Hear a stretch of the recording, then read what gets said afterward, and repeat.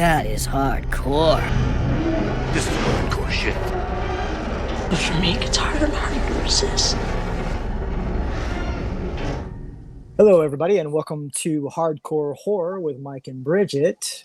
Tonight, I am here without Bridget. Bridget is sick, and so she will not be joining me tonight. But that's okay because we have a guest, and he is going to be filling in as a co-host as well. And this is Aaron Irons. Now, he is a local filmmaker, and he has made this new movie called Chest, and we're going to talk to him a lot about this movie, see what his process was, how he got it made, what it's really about and everything. And so let me just introduce you. Aaron, what's up? Hey, what's going on? Hey, man, good to have you on board. Yeah, good to be here. Thanks for helping me anchor this ship tonight. I've been solo otherwise. I'll do my best. Awesome. So, Aaron, tell us a little bit about this. Now, this is your very first movie. Is it the very first movie you ever made? Is that correct? Yes. I've worked on a few projects over the years, but it's the first movie I've ever done myself. Wow. I'm telling you, that's quite a grand opening there to start out with. That's pretty cool, because usually people start out with shorts, or they've been doing little projects, directing little things here and there for a long time. But so you just jumped right in and said, this is what I'm going to do, huh? Yeah, I mean, I thought about doing a short, and I had a lot of people, when I told them I was going to do a feature as my first, they were like, so you're doing a feature first? And I was like, yeah, why not? And now I understand why people were kind of skeptical about it, because it's not an easy process. It's not. And I did the same thing too. I made a little feature, the very first thing I ever as well. And then after that, I went back and did some shorts. So it's a lot. It's a daunting process. And especially when you're wearing all these hats, and I'm looking at the credits here and I see Aaron Irons, you know, it's just the same thing with anything I've ever done. So you really did a lot of this stuff yourself, right? Yeah. I wouldn't recommend it, but it's just kind of right. Because I wrote the script, and I kind of cast it myself based on just people I knew, and then people that they knew, and was able to get a really good through contacts that I have, and like all the prop design and everything, wardrobe and everything, I kind of just did by myself, and it's just a lot easier than hiring someone else, I guess. But eventually, I had to stop doing everything, because it was, it was a lot once we got into actual production. Right. So, but I had a really good crew, very very small crew, but everybody knew what they were doing. Mm-hmm. It was enough to be effective. So. Right. Well, this movie is called Chest, and you shot most of this in Tennessee, correct? Yeah, it was all in Tennessee. All in Tennessee. All right, great. And now this is I would say found footage. Would you call it a found footage movie? Yeah. Yeah. It's kind of, some people would say it's more of a hybrid found footage, just because. Yeah. Okay. Yeah. I tried to, not have it be all shaky camera, and right. try to up the quality of it a little bit, but still, keep the feel of the found footage stuff. But we weren't going to try to do anything like trying to trick people or anything like that. Like people know it's a movie. Right. But yeah, it's a fun genre, and it's really interesting, the culture that's developed behind it as well. Like just being in all these found footage groups, like it's pretty fascinating just how deep people get into it, how purist a lot of people can really be too. There's arguments that break out about, it's like, it's not found footage because of this or that, and it's like, well, it's still just a movie, and we're all trying to enjoy it. But well, I'm going to be honest. Now, found footage is not one of my particular favorites. It's really kind of not. It's kind of on the bottom there for me. But there are aspects of, there are certain select ones that I absolutely love with found footage, but it's just not my favorite genre. So I'm going into this movie, and I see it's going to be that kind of found footage thing, and then you're like, and it's kind of a reality TV thing, and I'm like, and I really don't like that stuff. So I'm thinking, no, I'm not going to really like this movie that much. I'm not going to really get into it that much. But after it's all said and done, I think it's fantastic. I think he did a great job with it. This is not a typical found footage movie, I don't think. To me, it seems a little bit like a love letter to Blair Witch. Am I wrong there? I love Blair Witch, by the way. But Yeah, there's some nods there. Am I right? definitely. I mean, I feel like most found footage movies, there's always a nod to Blair Witch because I mean, it wasn't the first found footage movie, but it was definitely a lot of people's first found footage movie. Yes, and sure. and just the whole everything about the Blair Witch fascinated me just from how they made it and how they cast everything, how it was written, and just the marketing behind it at the time. Because I saw it in the theater when it came out, and I was there with people that thought it was real, and Oh yeah, definitely. It was just it definitely it started something bigger, and then a lot of other things came along. But Blair Witch is kind of definitely like the intro for a lot of people. Well, I think it's one of those things also that you had to have been there too. I think going to the theaters and watching that movie and kind of experiencing it through that in that time period. I think those are the people that really love that movie. I think if you're a teenager now and you're just coming onto it, I hear a lot of people go, "Oh, that was boring," that kind of thing. So I think it was sort of a cultural thing. Just you kind of just had to be there. But I was there too, and I really think that one is fantastic.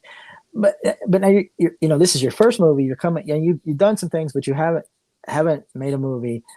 I was very impressed with all of everything, the camera work, the sound, and everything. Your cast is phenomenal. How do you know how to get it? Like, there's so many missteps that usually a first time filmmaker, I can speak for myself for sure, makes typically. How did you didn't make too many mistakes here, but how did you get that to just kind of flow very well? Just really a lot of dumb luck. Okay. There's definitely I could point out a million and a half flaws in the movie, but right. The main thing that we went into it with is it's got to have good sound. And you're a sound guy, right? You've done some sound before, is that correct? Yeah. That's my background's in audio and stuff. Okay. Years ago, but that was my main thing, and I had a really good sound guy that was with us pretty much the whole shoot. So, and the audio was always really good and made the whole process a lot easier. And as far as filming it, like we just tried to make it as consistent as possible, and continuity was a big thing just because we had so many cameras running at one time, and there was a lot of that. So we just took a lot of extra detail to make sure that there were without having an actual script supervisor or any of those roles. We're all just kind of like, okay, remember where this was, and like right. It's a very just jump in deep into the water type process, because I didn't really know what I was doing for most of it, but we were figuring things out as we went. And sometimes that dumb luck or just going into it kind of not knowing what goes into a lot of these areas of making a film made it a little easier, just because it wasn't as daunting knowing like, okay, I got to do this and do that. And everybody just kind of contributed, if somebody noticed something that was off, or if somebody was flubbing a line that I'm not catching, like, we were all kind of involved in the process. Right. Well, your young crew is they're great, but I love your elderly people. Like those they really brought the acting chops there for those little cameos and smaller roles there. Yeah, a lot of great performances there. So, how many days did you shoot this movie? Well, we shot.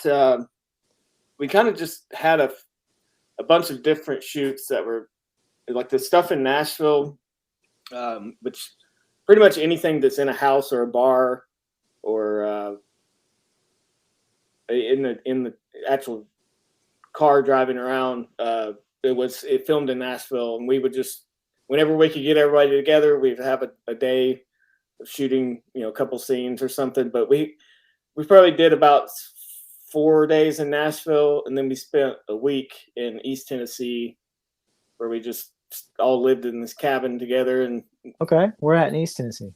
Telco Plains is mostly where it was shot. Okay. What about the cave scene? Where was that?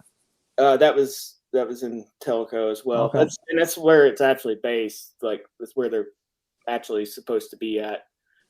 Right. Because one of the things about the movie is we say based on real events, but the real events are actually a lot of the stories that are brought up in the movie, like the actual story of the chest, where like hunters found it and it was locked up, chains and everything. Like, that was a story that I was always told as a kid. So this is a legend in that area? Yeah. Okay. And we used to go out all the time trying to find the cave and try to find that box and everything. And there's also a story about Ebenezer Jeffrey that they talk about in the bar scene, where there's a guy that disappeared in the woods up there and supposedly disappeared in a cave going after his hunting dogs.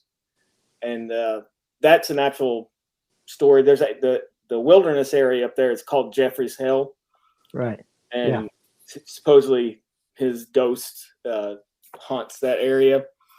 So that was another little true, I guess as true as it can be, another real legend of the area. Very cool. Yeah, that's awesome. So now you had this idea to make this movie. How do you had this idea, you've never made a movie, you've worked on some movies, but you've never made a movie. How do you get from I had this idea or I wrote this script, how do you get from that to I've got this movie made? How do you get there? Take us through those steps. Well, first was kind of getting everybody I know that would seem to be interested in it. And we all just got together and had some meetings. And then when I wrote the script, I sent that to a few people and, made several drafts of that.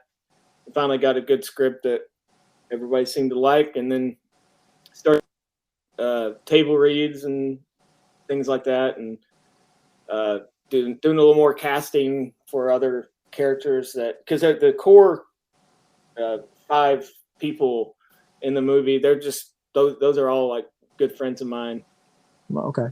So that was pretty easy to just reach out to them and be like, hey, you want to do this movie? And they all were down for it.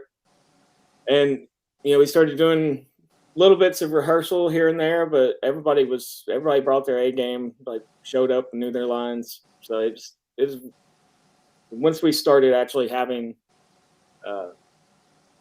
set days for shoots, like everybody came and made it pretty easy.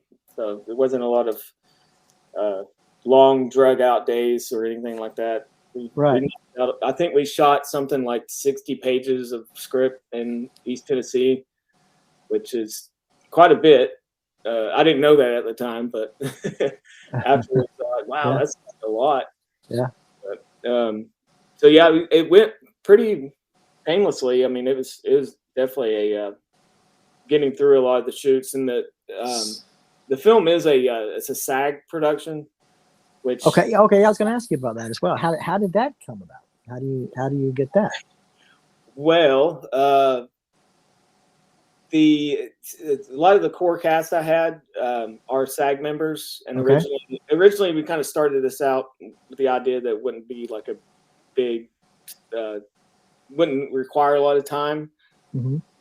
So everybody was down to do it with kind of off the SAG books, but once we started like planning out, like week-long travel trips and stuff like that, they were like, I can't do this without SAG involvement.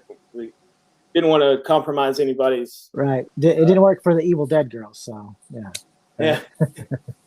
Yeah, and so I was like, okay, I'll go SAG, and I didn't. Man, that was a very stressful. So we're talking about breaks. We're talking about insurances. What all are we talking about there? How did you get to that point where you're like, oh, okay, I can now be SAG? Yeah, well, it was just in order to keep those people that I'd already cast, and we'd actually already shot a scene by that point where they were like, it's going to have to be SAG. So I went through that whole process, and it's just so much red tape stuff. Yeah. And, which SAG does good things for actors as far as like protecting them from really toxic filmmakers that don't pay anybody or just really don't treat their actors well, which I had no intention of doing because these are my friends. But there was just a lot of. I think I spent like a month just going back and forth with the script and them telling me I can't do this shot, or like it was insane. Like some of the requirements they have, like I had to cut out a lot of action and stuff from the script. Really? Yeah, I mean there was like stuff where they're in the water at one point, and SAG was requiring me to like hire 2 divers to be on set. Okay. And then like do a water test, and I was like, okay, let me see how much that costs. And it's like $14,000. I was like, okay, I guess I'm not getting in the water now. So It was just a lot of that, like back and forth, tearing my script apart, and then finally we got to go ahead, and it was fine as long as I paid everybody, and which I paid everybody. Everybody involved got paid. So how did you come about your budget? Did you already have the money in place before you started? Well, we talked about getting investors and stuff like that, and me and the other producer Josh Croft, who also plays Jeff in the movie, we were just like, let's just do it ourselves because we'd rather not get other people involved and have to satisfy investors down the road. And which turned out to be the best decision we made because I just took out a personal loan to cover mainly the payments to the actors and just like food and travel costs and all that stuff. So equipment? You already had equipment and everything? Yeah. I bought a lot of equipment instead of renting it. So in case I want to make another movie down the road. Right. Well, that's the best thing. Yeah. Absolutely. Yeah, but self-funding was the best idea because I don't really have. I've paid off the loan since then, so we don't have any debt with the movie, so we're just we can do whatever we want with it. So that brings me to the next question.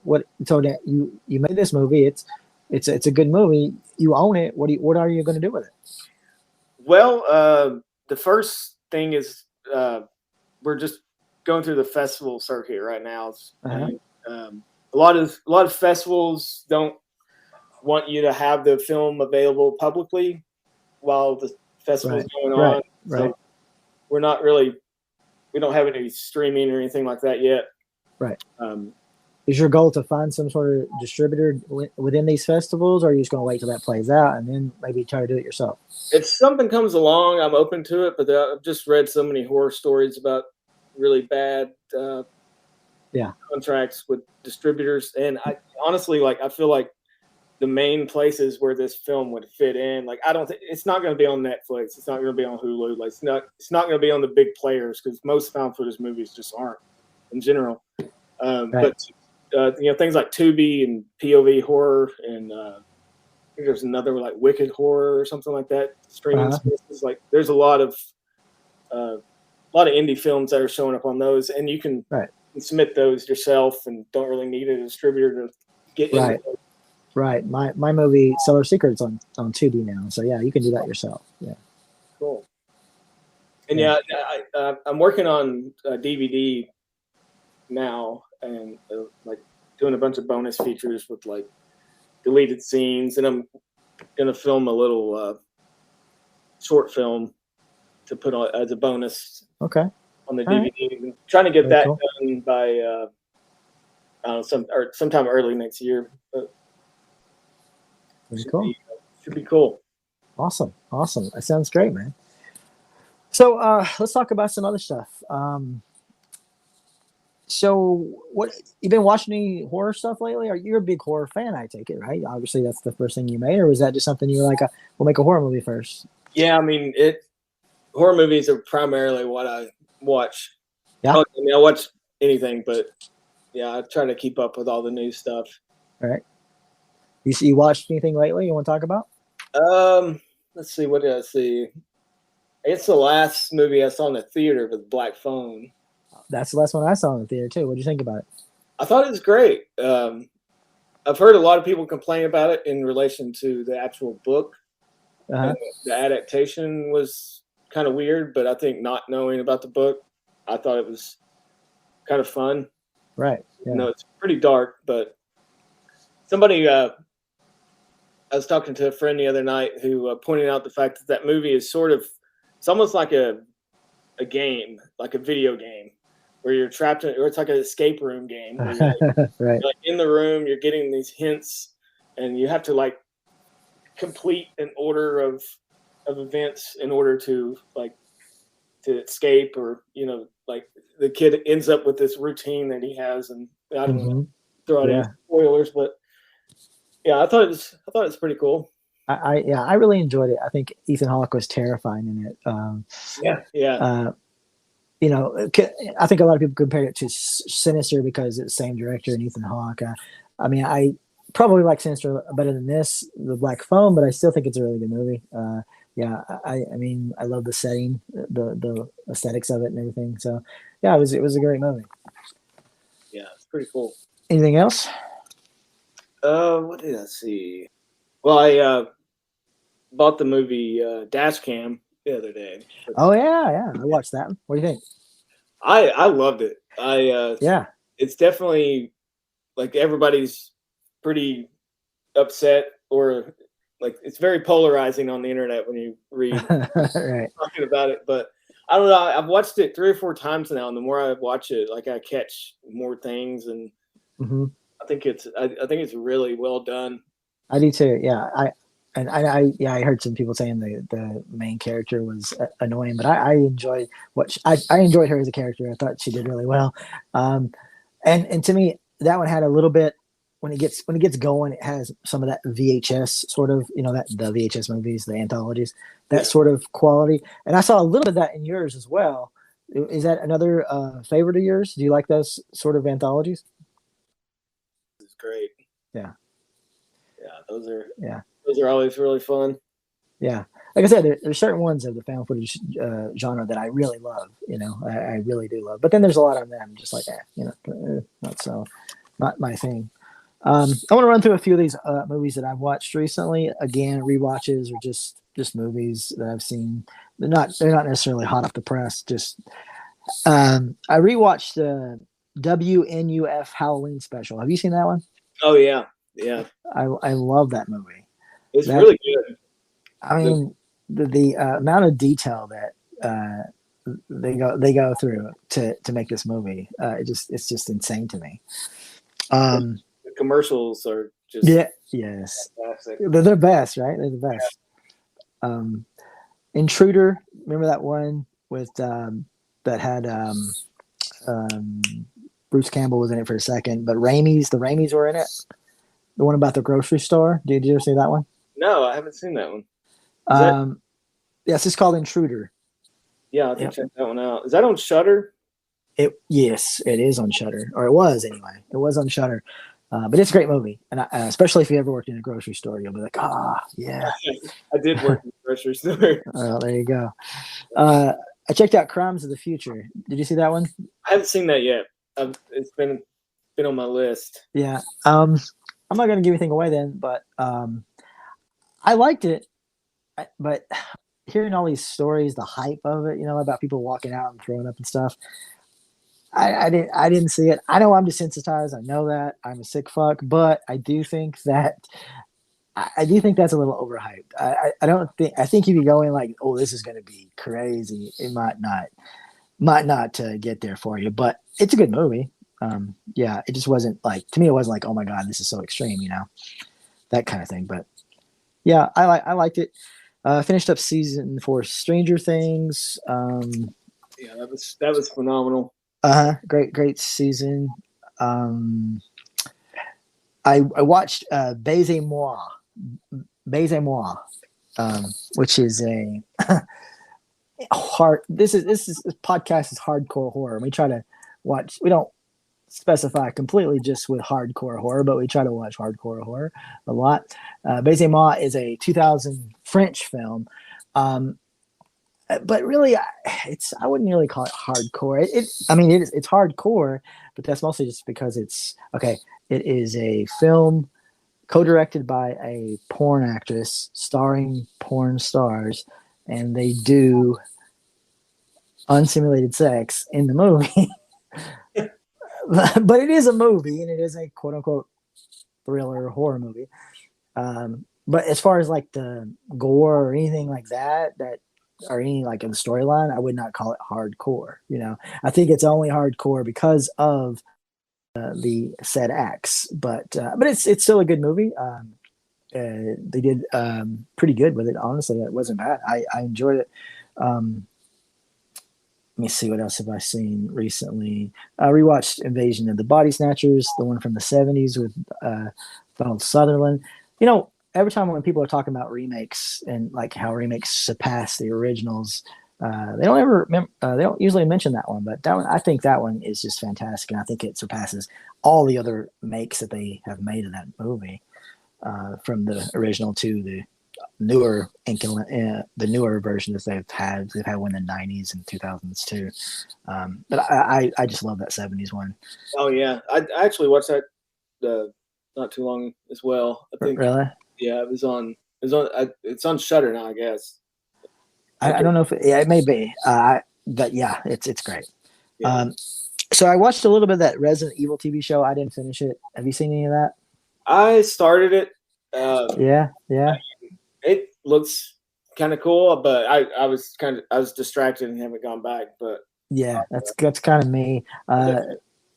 I was a little bored the first couple of episodes. I watched, I think, maybe three and four. It was started getting a little better, but I just haven't went back yet. I did end up watching that Shining Veil. Did you see that? Have you seen that, the Courtney Cox thing, the show about they move into the home and there's like a ghost and it's possessed and stuff. It's a horror comedy show. I really enjoyed it. It has a lot of nods to the old movies, like The Omen, especially The Shining and The Exorcist and stuff like that. Yeah. It's pretty fun. What's it called? It's called Shining Veil. It's on Stars. I'll have to check that one out. Rewatch Manhunter. Remember Manhunter, the one, the Hannibal Lecter before Anthony Hopkins? Oh yeah. Yeah. I still like it. I mean, obviously Hopkins, kind of made it his own. But I watched a movie. I went to this July Fest. There was this sort of festival thing where I was a vendor this last weekend and got a couple movies. One was The Hike. This is a movie made in East Tennessee from some boys over there. It was pretty decent. I mean, it gets a little talky there, especially in the beginning, but as independent films can do. But yeah, it wasn't too bad. I watched Dead Shadows, which was a 2012 movie. I never actually even heard of this movie, but I really enjoyed it. It's a French movie. It's not hardcore or anything like that, but I liked it. I thought it was really good. I watched Men. Have you seen Men? Yeah. What do you think? I liked it, but man, I had to sit and think about it for like that ending was one of the most bizarre things I've ever seen. Like it was so good. Yeah. And, like the whole time I'm watching it, I'm like, okay, a story has been told here. Like it's so much symbolism, and like that director, I can't remember his name, but he's always just been so weird, and I love it. Like I liked Annihilation a lot. Yeah, I did too. Yeah. But yeah, I thought Men was really good. The creepiest part of it was definitely the naked man. Yeah. That scene for sure. Just because he's so nonchalant. Yeah, and that scene in the movie where he's just out there, I thought was genius because they just kept. You think she's gonna see him and she doesn't, and then like it. There was so much tension in that scene. It was great. Yes, yes. And this is how a talented person can make a movie with the subject of patriarchy or stuff like that, and make it complex and make it very good. You know, this is like the total opposite of that Black Christmas remake, Yeah, which I loathe. yeah, but but this movie is fantastic. I mean, the approach that he does, and like you said, all the symbolism he puts into it and everything. And wow, kudos to what's that Roy Kinner guy, the guy who does all those different roles. yeah. How great is that? I mean, just fantastic. Yeah, that was definitely a COVID thing. I read. Like, Oh, was that the reason for it? Just I thought I think so. Yeah, I think I read something about there being like the idea of him being the same person was sort of there, but not everybody in the movie. Uh-huh. It was just like she keeps seeing his face in other people, but the fact that he was playing them all, like. I think that's what makes it even creepier, right? Yeah. It's like, especially because she doesn't even know it. She doesn't even pick up on it until much later. Yeah. Like, that worked out great. You know, I some other things I watched. I watched the What We Do in the Shadows season 4. A couple of episodes that dropped on that. Do you like that show? Oh yeah, that show is just fantastic. Yeah, I love it. American Horror Stories, not story. Dropped the first episode on of season 2. That one was pretty good. Yeah, I like the stories series a lot because it's almost like a Tales from the Crypt type, without a crypt keeper. But right. having each episode a different story is always really cool. Yeah. And it's always cool when they connect in some way to the canon horror story, and this one does. And I've watched a lot of other stuff. I'm not going to run through all this because it is a lot, because we haven't podcasted in a little bit. But the last thing I watched was This Is Gwar, the documentary that dropped on Shudder. Have you see that? Yeah, I was about to watch that earlier. Yeah, it's definitely on my list. Fantastic. And I obviously had no idea that there was such a rotating door in Gwar, but I mean, it's crazy. But yeah, it's a lot of, if you like the music and like them at all, it's definitely worth checking out. Yeah, I saw them years ago at Bonnaroo. Oh yeah?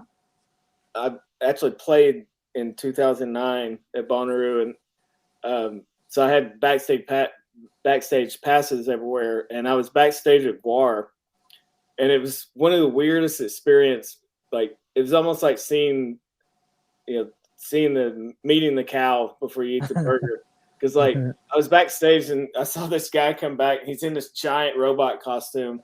He just comes down the stage and takes everything off, and it's just this little old man inside of it. And he sits down on the edge of the stage, and he just looks so tired. And he's dumping fake blood out of his boots and stuff. And he's just dying in the heat, and then somebody comes by and they're like, "All right, you're on," and he's just like, "Oh man," he has to put all this stuff back on and stomp back up on the stage. But wow, yeah, those guys are fantastic. Yeah. So now you said you were playing at Bonnaroo. So you were in a band. What band were you in? This was with a band called the Non-Commissioned Officers back in 2009. We stopped doing stuff around 2010 or 11. Uh-huh. Okay. Yeah, that was kind of a one-time thing, but it was really cool. So how long were you guys a band? A long time before that, or? Well, it's kind of funny. That's sort of how I got into film and met a lot of the people that I worked with on this movie. There was a movie made in Nashville back in 2007, 6, I think is when it was released, called Make Out with Violence. And the band that I was in, there was a really cool soundtrack to the movie, and they made this band to play shows from the movie and to raise money for the movie. So there was a lot of these concerts that they were having, and they were playing the soundtrack to the movie. And then later I wound up joining the band. And then after the movie kind of ran its course, the band just kept making new records and stuff. So Okay, that's cool. That was born from a film project. Yeah, nice. And what did you play? Did you play? Were you a singer? What'd you do? I play synthesizers. Okay, very cool. And so that helped you because you all obviously did the music on the movie, right? On Chess. Yeah, all of the music in the movie are different bands that I've been in, and the non-commissioned officers. There's actually some of that. We had an album that never got released, and I called the guy that produced it and was like, "Hey, you care if I put these songs in my movie?" And he's like, "Oh, go ahead." So awesome. It was cool to have like a repo of music that I don't have to worry about licensing. No, that's very cool. I was in a few little small bands back in the day, and I've put their songs in my movies as well. That's awesome. Yeah. All right, man. So you done this movie. You did it mostly with your friends and stuff, and people that you knew.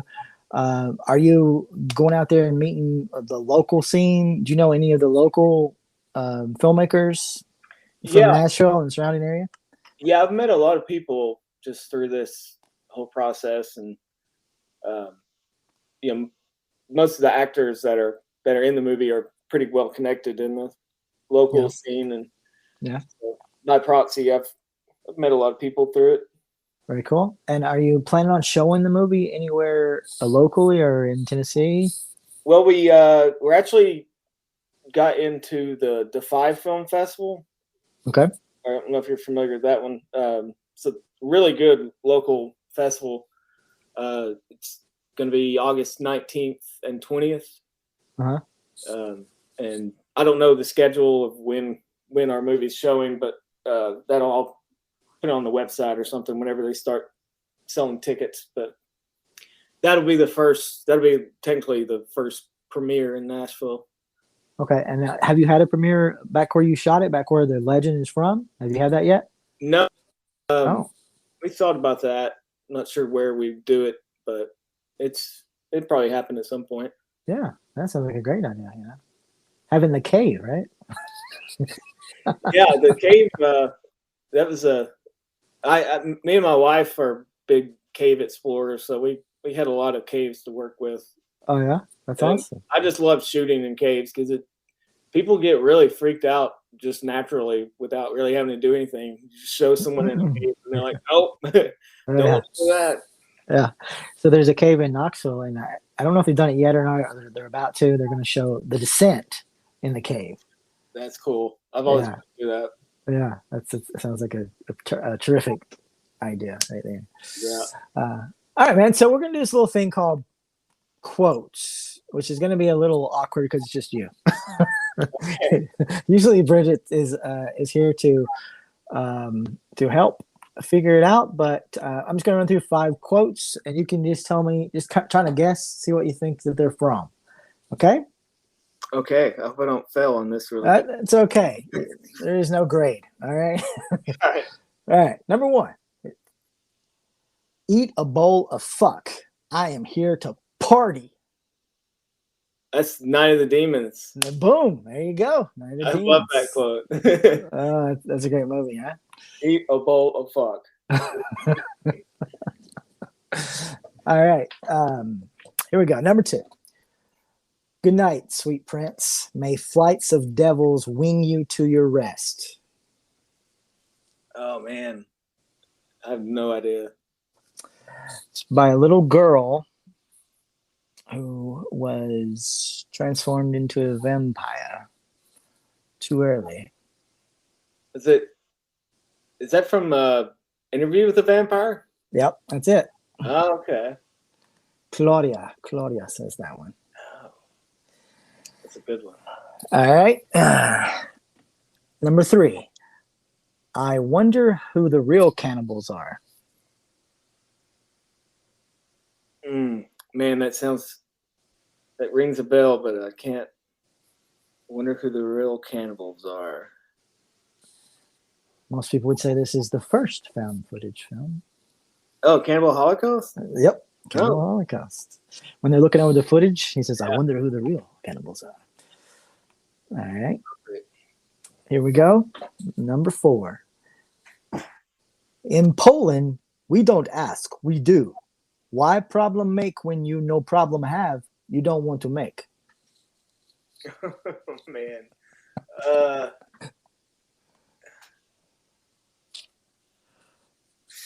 This is found footage. It's not. Is it Chernobyl Diaries? No. These people are in Poland. They're looking for a certain giant. Certain giant. Mm-hmm. Oh man.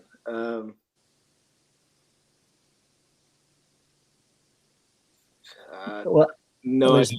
There's bear killings, then they're looking for this giant, mysterious thing. Movie's called Troll Hunter. Oh, I was about to say that, but I forgot that was in Poland. Yeah, that movie's incredible. That's a good one. I like it. Yeah. All right, last one. Here we go. Ready? All right.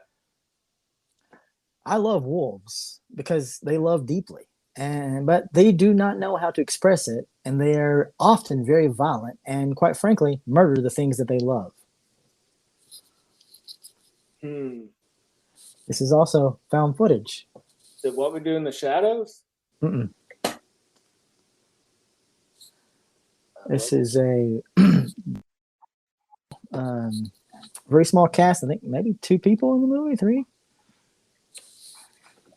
Oh man, I should know these. I've watched so many found footage movies. Trying to think of one that has wolves. Well, it doesn't have wolves, I'll tell you that. Oh. But there is a mask.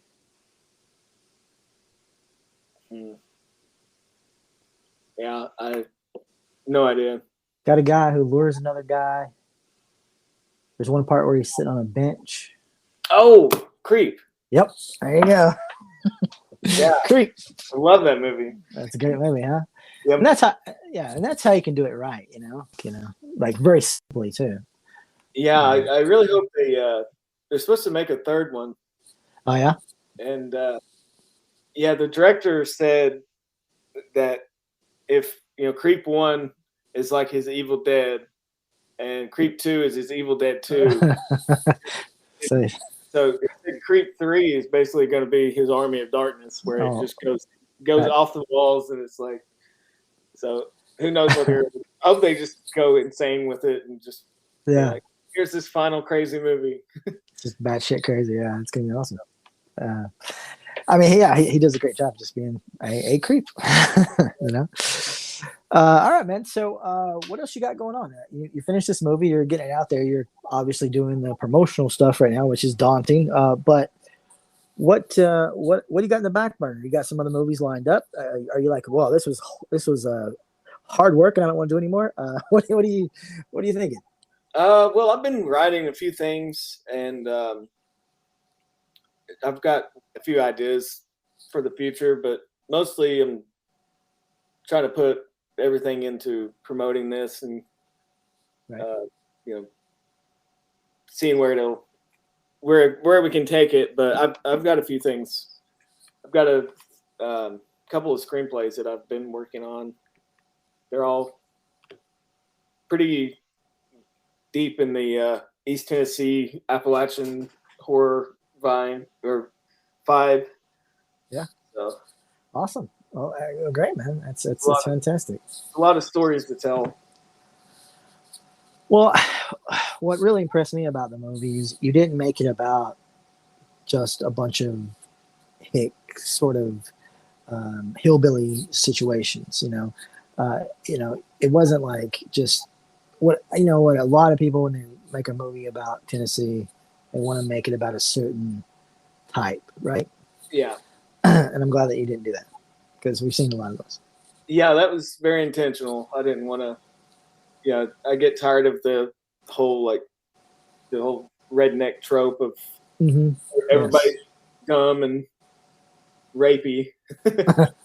Right. Yeah. Yeah. Exactly. Me too. For sure. All right, man. So let's tell people where they can find. Obviously, the movie they're gonna have to look up and go to festivals and stuff to find that. But where can they find out about the movie? Find out more about you and about your projects. What do you? Tell me some of your websites and stuff. Well, chessmovie.com is probably I keep that pretty up to date with like upcoming viewings and festivals, and once I start having merch and stuff available, there's a store on there, and of course, some people, if you want to watch it and like yourself, like I can send out a lot of screener codes just so people can check it out. Yeah. And just get people's just to get an idea of how people are enjoying it or not enjoying it. But so far the response has been really surprising to me, to be honest. I'm very happy with. Yeah. Okay. That's good. Then our Instagram as well, also Chess Movie, like that's pretty up to date. And so any announcements will be on one of those channels. Okay. So Chess Movie at Instagram. Are you on Facebook and all that, Twitter and all that stuff too? Not with the movie. I'm just never been to Facebook. And what about you? You have your film company site too? I have a domain, but I haven't put anything on it. Okay.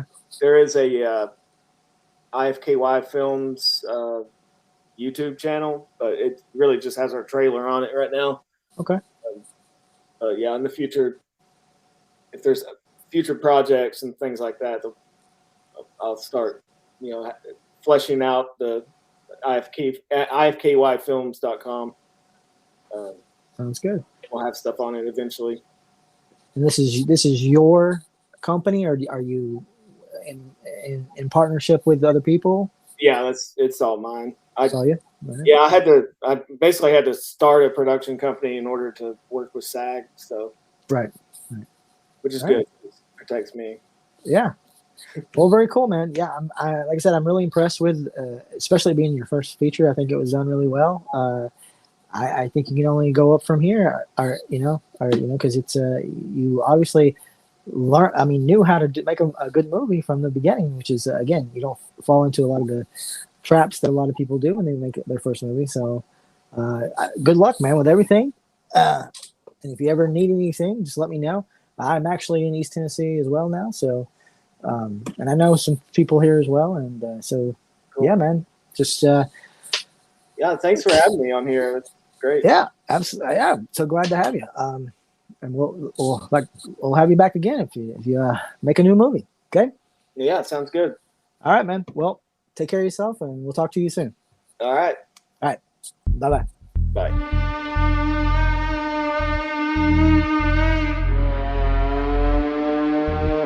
Wow, that's hardcore. Nothing harder. Hardcore Horror with Mike and Bridget is a part of the Tennessee Horror Podcast Network.